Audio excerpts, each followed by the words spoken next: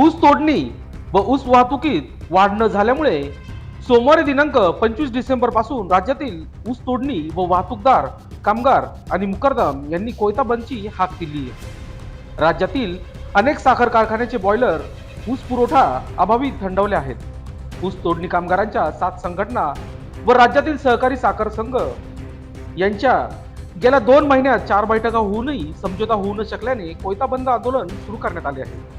ऊस तोडणी कामगार संघटनांनी 50% मजुरी वाढ, 2% कमिशन वाढची मागणी केली असून साखर संघाने मात्र 27% मंजुरी वाढीचा प्रस्ताव दिला आहे। महाराष्ट्रातील ऊस तोडणी दर गुजरात, तामिळनाडू, कर्नाटक पेक्षा कमी दर आहेत। त्यामुळे कामगार संघटना 50% मजुरी वाढीवर ठाम आहेत। साखर संघाने लवकरात लवकर बैठक घेऊन मंजुरी वाढीचा करार करावा। जोपर्यंत करार होत नाही तोपर्यंत कोयता बंद आंदोलन सुरूच राहील असा इशारा महाराष्ट्र ऊस तोडणी व वाहतूक संघटना CITचे अन्य 6 संघटनांनी दिला आहे। दरम्यान या प्रसंगी सातपूरच्या CIT कार्यालय येथे राष्ट्रीय उपाध्यक्ष डॉक्टर DL कराड यांनी लोकशास्त्र न्यूजशी बोलताना अधिक माहिती दिली। बघूयात सविस्तर। महाराष्ट्रातील सहकारी आणि खाजगी साखर कारखान्याच्या साठी काम करणारे ऊस तोडणी कामगार, वाहतूकदार, मुकादम यांच्या मजुरी वाढीचा करार यावर्षी व्हायला हवा होता। या संदर्भात सर्व 7 संघटनांनी सहकार संघाला ऑगस्टमध्ये आम्ही मागणीपत्र दिलं होतं, परंतु त्याच्यावर काही सहकारी साखर संघाने तातडीनं कारवाई केली नाही आणि नोव्हेंबर महिन्याच्या शेवटी आणि डिसेंबर महिन्यामध्ये त्यांनी 4 बैठका घेतल्या। या 4 बैठकीमध्ये सुद्धा अत्यंत कमी मजुरी वाढ त्यांनी प्रस्तावित केली।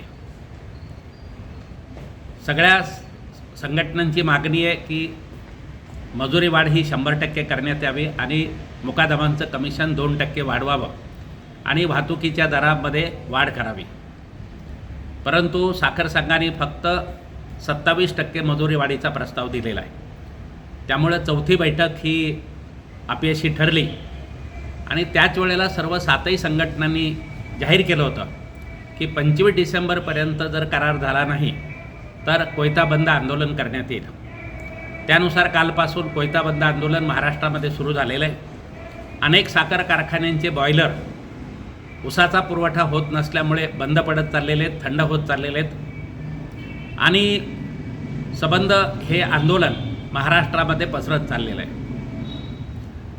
आम्ही साखर संघाला वेळोवेळी विनंती केली होती की महाराष्ट्रातल्या ऊस तोडणी मजुराचे दर हे गुजरात, कर्नाटक, तामिळनाडू ह्या राज्यापेक्षा खूप कमी आहेत। त्यांच्याकडे 476 रुपये प्रति टनाला ऊस तोडणी मजुरीचा दर आहे आणि महाराष्ट्रामध्ये 276 आहे। त्याचबरोबर महाराष्ट्रामध्ये जे हार्वेस्टर मशीन आहे त्यांना 510 रुपये प्रति टन साखर कारखाने मजुरी देतात आहे, बिल देतात आहे आणि इथं माणसाला मात्र अत्यंत कमी मजुरी दिली जाते। आम्ही त्यांच्यासमोर प्रस्ताव ठेवला होता की इतर राज्यामध्ये जसे दर आहेत त्या प्रमाणामध्ये हे वाढवले पाहिजेत आणि त्याच्यासाठी 50% वाढ केली पाहिजे अशी आमची मागणी होती। त्यांनी नाही केली, त्यामुळे आता हे आंदोलन पेटलेलं आहे।